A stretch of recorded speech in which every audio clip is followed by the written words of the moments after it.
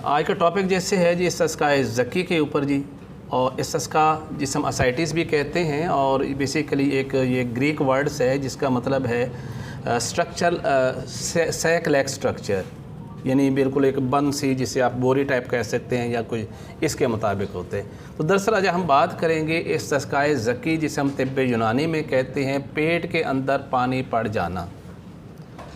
अब हम देखेंगे कि पेट के अंदर पानी पड़ने की असल वजूहात क्या होती हैं। इसकी बहुत सारी वजूहात हैं, जो बड़ी बड़ी वजूहात 3-4 हैं वो मैं आपके सामने रखूँगा। पहली वजह तो ये होती है कि जब आपका जिगर जो है वो सिकुड़ जाता है तो उसकी वजह से पेट के अंदर पानी पड़ जाता है। और दूसरी वजह ये होती है, ये जो बाबुल कब्द है जिसे हम हेपेटिक पोर्टल वेन कहते हैं, ये पोर्टल वेन के अंदर अगर जो है वो कोई थ्रोम्बोसिस हो जाए, यानी इसके अंदर कैंसर की वजह से ये बिल्कुल बंद हो जाए, तो उसकी वजह से भी ये बन जाएगा, इस्तिस्काए ज़की हो जाएगा। फिर उसके बाद जिगर से जो वरीदी खून जा रहा है ऊपर, जिसे हमने कहा था इन्फीरियर वेना कैवा, या जिसको हम कहते हैं कि ज़ेरी वरीद आज़म, अगर उसके अंदर कहीं पे ब्लॉकेज हो जाए तो उसकी वजह से फिर ये है कि ये इस्तिस्काए ज़की वाक़या हो जाएगा। इसके अलावा अगर हमारे दिल का दायां उज़्न जो है अगर उसका बतन जो है उसके अंदर, और अगर उसके कल्ब जो है दोनों के उज़्न और बतन के अंदर दोनों के अंदर किसी खुदा न ख़ास्ता फेलियर हो जाए।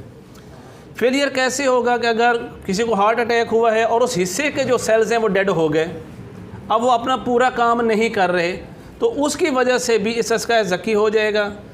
अगर किसी मरीज़ के अंतड़ियों के अंदर सोजिश वाक़या हो जाए, जैसे टीबी हो गई है, तो भी जो है वो इस्तिस्काए ज़की वाक़या हो जाएगा। और अगर किसी को आंतों की ये कैंसर हो जाए तो हम देखते हैं कि उसके अंदर भी इस्तिस्काए ज़की वाक़या हो जाता है। बुनियादी तौर पर ये तकरीबन 4-5 इसकी वजूहात हैं, लेकिन आम तौर पर चूँकि हमने इसका यही समझा हुआ है कि जिगर की ख़राबी की वजह से इस्तिस्काए ज़की वाक़या होता है, तो उसके ऊपर पहले बात कर लेते हैं। और ऐसा मैं कोशिश करूंगा कि जितना थोड़ा थोड़ा बाकी सब चीज़ों पर बात कर सकूं कि इस्तिस्काए ज़की बाकी क्यों होता है। तो पहले हमने बात कही थी कि जब जिगर सिकुड़ जाता है, जिसको आजकल कहते हैं लिवर सिरोस, ये सिकुड़ने का मतलब क्या है कि जब जिगर के खुलियात जो हैं वो डीजनरेट कर जाते हैं। जब डीजनरेट करते हैं तो मतलब यह होता है कि ये सिकुड़ना शुरू हो जाते हैं, जिगर अपने साइज़ में छोटा होना शुरू हो जाता है। नॉर्मल तो 15 mm इसका साइज़ है, अगर ये सिकुड़ के 11 या 10 पे आ जाए तो हम इसे लिवर सिरोस कहते हैं। जैसे मैंने आपको बताया कि ये जिसके अंदर सुकेड़ वाक़या हो गया, तो हम देखते हैं सुकेड़ हुआ क्यों, इसकी कोई वजूहात भी होंगी ना हमारे सामने। दौर हाजिर के अंदर सबसे बड़ी वजह जिगर सिकुड़ने की वायरल इन्फेक्शन, काला यरकान, हेपेटाइटिस बी और सी होता है। दोस्तों याद रखना, कभी पीला यरकान जिसे हम हेपेटाइटिस ए कहते हैं, कभी भी वो क्रॉनिक होता ही नहीं है। अक्सर आमतौर कहा जाता है ये पीला यरकान बिगड़ के काला हो गया, भाई ऐसा होता ही नहीं कभी। वो अलग किस्म का है यरकान, ये अलग किस्म का यरकान है। एक तो हेपेटाइटिस बी और सी की वजह से जिगर सिकुड़ा, दूसरा जिगर सिकुड़ने की बड़ी वजह जो इस दौरे हाजिर में है और जिसके बारे में कहा इसका भी इलाज नहीं है, वो है फैटी लीवर, जिसे हम तशमिल कब्द कहते हैं। जिगर के अंदर चर्बी आ जाए तो उसके भी अल्टीमेट एंड पे जाके वहाँ पर जिगर जो है वो भी सिरोस हो जाता है और उसकी वजह से पेट में पानी पड़ जाता है। पहले तो हमने ये देखा कि जिगर सिकुड़ने की 2 वजूहात थी। अब जब जिगर सिकुड़ा तो हुआ क्या था, एक यहाँ पर जो हमने पोर्टल वेन बनाई है, असल में ये पोर्टल वेन एक पूरा हेपेटिक पोर्टल जो है वो सिस्टम है, यानी हमारे मैदा से, हमारी अंतड़ियों से और हमारे तिहाल से जो वरीदी खून है वो इसके अंदर आता है, और यहाँ से फिर जब तक वो इसमें आए ना, जिगर से गुज़रे ना, वो वरीदी खून डायरेक्ट जो है वरीद आज़म ज़ेरी में नहीं जाता और वहाँ से खून चला जाता है हमारे दिल के दाएं हिस्से के, यानी दाएं उज़्न के अंदर। अब जब जिगर सिकुड़ेगा तो फिर इसके अंदर जो वरीदी छोटी छोटी वरीदें हैं वो क्या हो जाएंगी, वो सिकुड़ जाएंगी। जब वो सिकुड़ जाएंगी तो फिर नतीजा क्या निकलेगा कि जो खून इसमें से ऊपर जा रहा था वो पूरी तरह नहीं गया। जब वो पूरी तरह नहीं जाएगा तो क्या होगा, यहाँ पर एक प्रेशर डेवलप हो जाएगा जिसे हम कहते हैं portal vein dilation. Hyper tension of the portal when, یعنی یہ پورٹل وین کیا ہوگی، یہ اپنے سائز میں بڑھ جائے گی. نارمل سائز آئی تھنک یہ 12 mm ہے، اس سے بڑھ جائے گی، پھر یہ 14 آ جائے، 15 آ جائے، 16 آ جائے، کتنی بھی آ جائے. جب یہاں پریشر بڑھے گا تو جیسے میں نے کہا تھا کہ یہ ایک پورٹل سسٹم بنا ہوا ہے. کہاں سے اس کی آتی ہیں وہ جو وریدیں ہیں، تحال سے آئے گی، معدے سے آئے گی اور آنتوں سے آئے گی.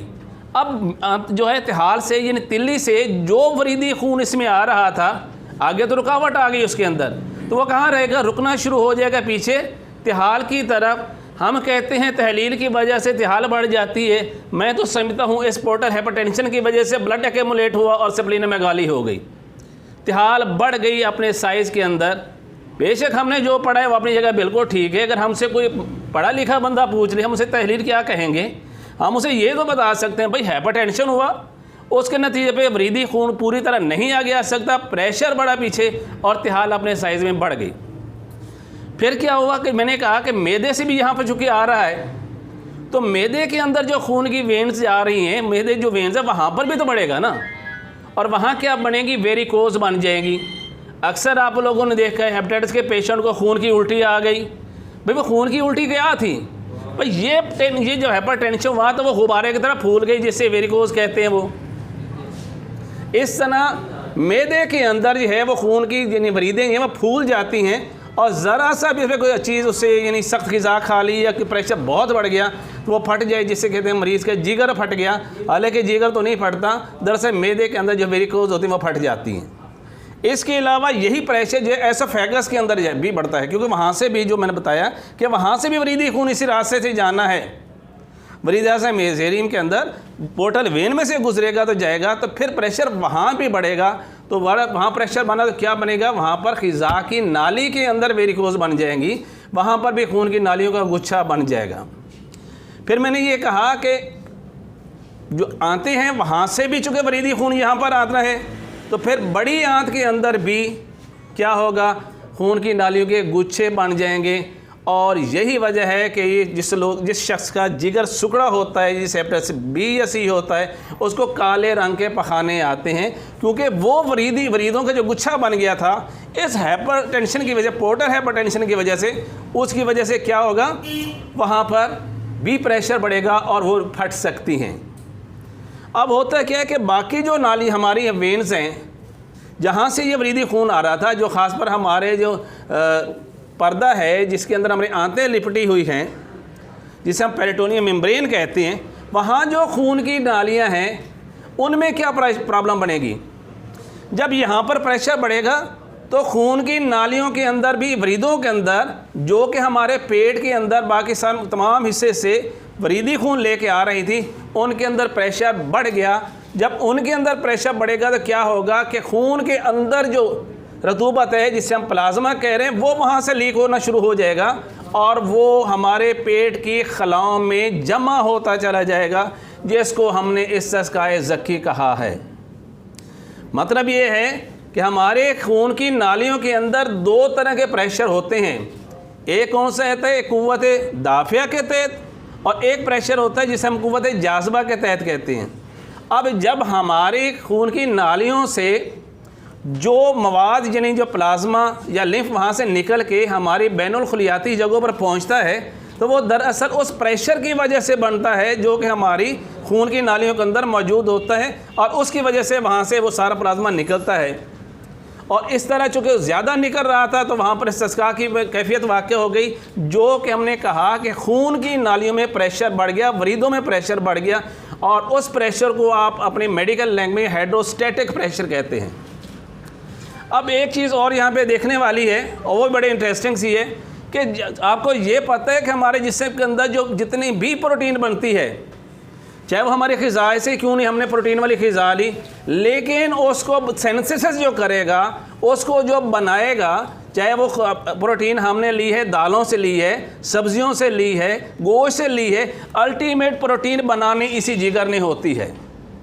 اور جب جگر خود بیمار ہو گیا تو کیا کرے گا، پروٹین لیول کم ہو جائے گا اس کا.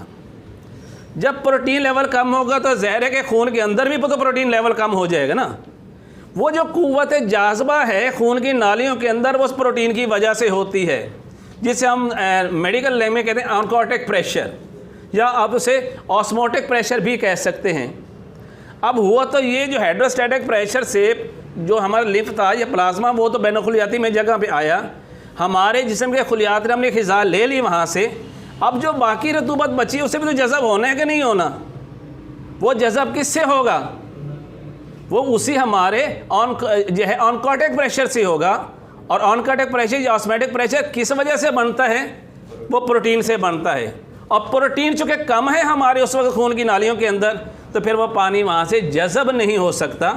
تو وہ یا تو ایسی جگہ جہاں پر وہ ایک سیک ہے، ایک بند ہے حصہ، اس کے اندر وہ پانی جمع ہوتا چلا جائے گا، اور اسے ہم کہتے ہیں کہ اس مریض کو استسقائے ذکی ہو گیا، خاص طور جو پیٹ کی میں بات کر رہا ہوں۔ تو یہ بڑی وجہ تھی۔ اور تیسری میں نے کہا تھا اگر کینسر ہو جائے گا جگر کا تب بھی مریض کو استسقائے ذکی ہو جائے گا۔ کیوں ہوگا؟ کہ وہ کینسر جب جگر سے اس پورٹل وین میں ڈیولپ ہوگا تو اس کو بلاک کر دے گا، جس کو کہتے ہیں تھرمبوسس آف دا پورٹل وین، یعنی یہاں پر یہ نالی بند ہو گئی۔ جب یہ نالی بند ہو گئی تو کیا ہے، آپ کا وریدی خون پھر جگر میں نہیں گیا، پھر وہی سارا میکانزم جو میں نے پہلے عرض کیا ہے اسی طریقے سے پھر استسقائے ذکی ہو جائے گا۔ اب یہ معالج کا کام ہے کہ اس کو تشخیص کرے کہ یہ پرابلم اس کو فیٹی لیور کی وجہ سے ہوئی، یہ پرابلم اس کو وائرل انفیکشن یعنی کالے یرقان کی وجہ سے ہوئی، یہ پرابلم اس کو پروٹین کی ڈیفیشنسی کی وجہ سے بھی تو ہوئی، کیا یہ پرابلم اس کو لیور کینسر کی وجہ سے ہوئی؟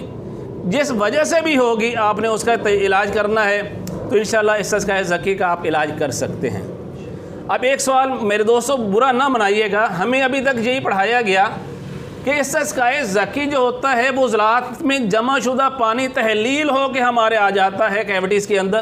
ہم نے تو یہی پڑھا ہے ابھی تک کہ غدی سوزش ہوتی ہے، غدد میں سوزش ہوتی ہے، عضلات میں تحلیل واقع ہو جاتی ہے، اور عضلات کا پانی جو ہے وہ نچڑ کر کیوٹی میں آ گیا، اس کو ہم نے استسقائے ذکی کہا۔ لیکن دوستوں میں نے تو یہاں کہیں بھی نہیں دیکھا، میں نے تو یہ کہا ہے کہ خون کے اندر جو پلازما پڑا ہوا تھا وہی وہاں پر آیا تھا۔ باہر کے بہت باقی آنے والے دوست ہیں شاید وہ مجھے سمجھا سکیں کہ واقعی عضلات کے تحلیل ہونے سے ایسا ہوا تھا، یا خون کا اپنا پانی ہی جو تھا، جو ہائیڈروسٹیٹک پریشر زیادہ ہوا، جو خون کی نالیوں کے اندر جو پریشر تھا وہ زیادہ ہوا، اور اس نے بہت زیادہ مقدار کے اندر جو پانی کا اخراج کر دیا۔ کیوں پریشر زیادہ ہوا؟ ایک چیز کھلی ہے، اس میں سے پریشر نہیں ہے، اور اگر وہ اتنا تنگ کر دیا جائے تو پریشر بڑھ جاتا ہے۔ اب ہوا کیا کہ جگر کی وریدیں سکڑ گئی تھیں، یہاں پر جگر کے سکیڑ کی وجہ سے، اس وریدوں کی سکیڑ کی وجہ سے آپ کا باب القبض یا پورٹل وین کے اندر جو ہے وہ ڈائلیشن ہو گئی، وہ پھیلا، وہ پریشر سارا پیچھے ڈیولپ ہوا۔ تو میرے خیال میں نے آپ کو وہ تقریباً تمام اس کی جو ہے وہ ماہیت بھی بیان کر دی کہ ایسے مریض کو خون کی الٹیاں کیوں آتی ہیں، ایسے مریض کو کالے رنگ کا پخانہ کیوں آتا ہے، اور اس کی بنیادی وجہ کیا تھی۔ اب اس کے علاج کی طرف آتے ہیں، تو سوری آپ کے نبض کی طرف اگر دیکھیں گے تو ہم نبض میں دیکھیں تو ہم تو کہتے ہیں کہ غدی سوزش ہے، ایسے مریض نے گرم خشک غذائیں کھائیں، بالکل ٹھیک ہے، اس کی وجہ سے اس کے جگر کے اندر سوزش واقع ہوئی، اور بڑھتے بڑھتے وہ استسقاء کی حد تک پہنچ گیا۔ اور ہمیں پتہ ہے کہ غدی سوزش کیا ہوتی ہے، اس میں جب نبض ہوتی ہے وہ کیا ہوتی ہے، وہ ایک تو یہ تھے وہ طویل ہوگی، سری ہوگی اور ضیق ہوگی، اور عضلاتی اور اعصابی کے درمیان ہوگی۔ لیکن ایک چیز یاد رکھیے گا، جس وقت مریض کو استسقاء واقع ہو جائے گا اس وقت یہ غدی نبض اپنے مقام پہ نہیں رہے گی۔ یہ ہے بھائی کیوں نہیں رہے گی، وجہ کیا بنی؟ بھائی ہم نے یہ بھی تو دیکھا ہے نا، جس وقت غدی تحریک ہوتی ہے اس وقت عضلات کے اندر ذوب واقع ہو جاتا ہے۔ کون سے عضلات کے اندر؟ سب سے بڑا ذوب واقع ہوگا اب آپ کے قلب کے اندر۔ دل جو ہے وہ اس میں ذوب واقع ہو جائے گا، دل میں اب اتنی قوت نہیں رہے گی کہ وہ اپنے خون کو پوری طریقے سے سپلائی کر سکے باڈی میں، تو اس ذوب کی وجہ سے آپ کی نبض بھی ذوب میں چلی جائے گی اور ہڈی میں جا لگے گی۔ لیکن پہچان پھر کیا ہوگی کہ یہ نبض اعصابی ہے کہ غدی ہے؟ وہ پہلی انگلی پہ کبھی بھی آپ کو اسے نہیں محسوس ہوگی، وہ اگر ہی 3 انگلیوں پہ محسوس ہوگی بھی سری، ہوگی بھی وہ ضیق، لیکن وہ منخفض ہوگی لیکن عریض نہیں ہوگی۔ کہیں ایسا نہ کیجیے جیسے آپ جو ہے پریشان ہو جائیں، مرض تو تھا غدی، نبض ہو گیا اعصابی، یا اعصابی تو نہیں ہے، اور اعصابی سمے کی عضلاتی علاج کرنا شروع کر دیں، ناکامی ہو جائے گی۔ اس کا علاج بالکل وہی ہے جو ہمیں نظر مرتضیٰ میں بتایا جاتا ہے کہ گرم تر غذاؤں اور دواؤں سے کریں گے، بالکل اس سے استسقاء زکی کا علاج ہو جائے گا، لیکن اکثر لوگ مر بھی جاتے ہیں۔ ہم کہتے ہیں علاج تو ہم بالکل ٹھیک کر رہے تھے، یہ مر کیوں گیا؟